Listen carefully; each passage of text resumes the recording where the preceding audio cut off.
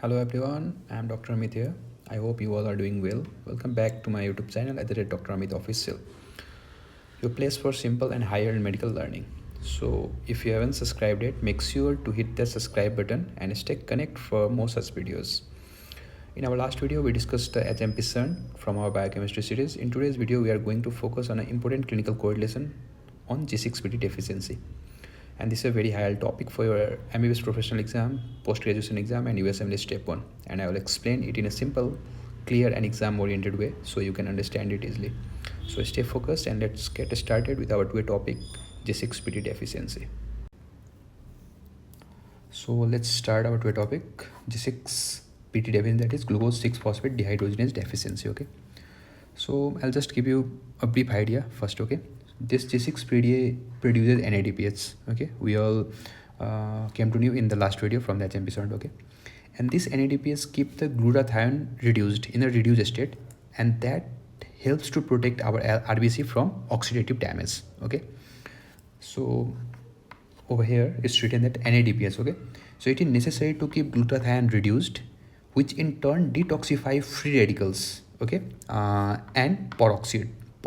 Okay, so if the free radicals and peroxides will not detoxify by this NADPH, then it will destroy our RBC, which is very important component of our blood. Okay, so now what if decrease NADPH? Okay, so in case of decreased NADPH in RBC, it will lead to hemolytic anemia. Okay, so it will lead to hemolysis of the RBC. Okay, due to poor RBC defense against oxidizing agent. Okay, the oxidizing agent like favavin, sulfonamide drugs, nitrofurantoin and primaquine like drugs, it will destroy our RBC. Okay, that's why NADPH is very important, and to get NADPH we must have G6PD in our body.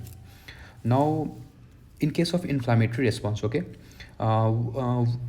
we produce free radicals and it diffuse into the RBC and it causes oxidative damage. So in case of inflammatory response also, this NADPH helps our RBC. Okay, now always remember that this G6PD is a genetic disorder. It's a X-linked recessive disorder. Okay, don't forget. Okay, this. Okay, so most of the time they are asked in MCQ that G6PD deficiency is a type of which type of genetic disorder. So it's a X-linked recessive disorder. Okay, now the most it is also called as most common human enzyme deficiency. Okay, now when we'll talk about the peripheral blood smear of a G6PD deficiency patient. Okay, so we found Hinge body or bite cells. Okay, so what is Hinge body?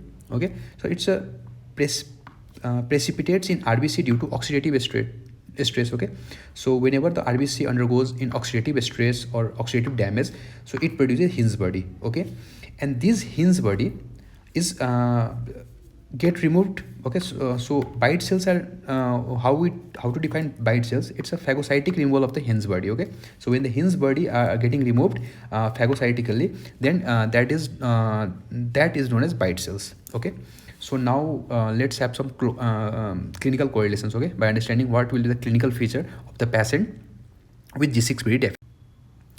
So the clinical feature will be sudden anemia in the patient. The patient will have jaundice, dark urine and back pain. Okay, so how we'll diagnose the case? We have already know that we can do peripheral smear. Okay, and we can find Hinge body or bite cells, and we can also do G6PD enzyme assay. Okay, now how to manage a patient with G6PD deficiency? Okay, so there is no special cure. Okay, the main management is avoid a triggering factor. If the triggering factor is like this favavins, sulfonamides, nitrofurantoins or primaquines, okay, then avoid that triggers first. Okay, treat the infections. Okay, if any infection is there in the patient, okay, which is causing the damage to the RBC, okay, then treat the infections. Okay, and after that the most important thing is supportive care to the patient. Okay, so this is all about G6PD deficiency. Okay, we talked about why G6PD is important. Okay, how NADPH help us. Okay, how it fight in case of when our body responds to inflammatory reactions, okay, and everything about in details about G6PD deficiency, okay. So I hope this will cover all the MCQs in different professional exams, in USML exams and PG entrance exam, okay. So if you like this video, please share this video with your fellow medicos and with your friends and in your medical college group, and please subscribe to my YouTube channel, and we'll meet in the next video on a new topic from the biochemistry series. So stay tuned. Thank you for watching.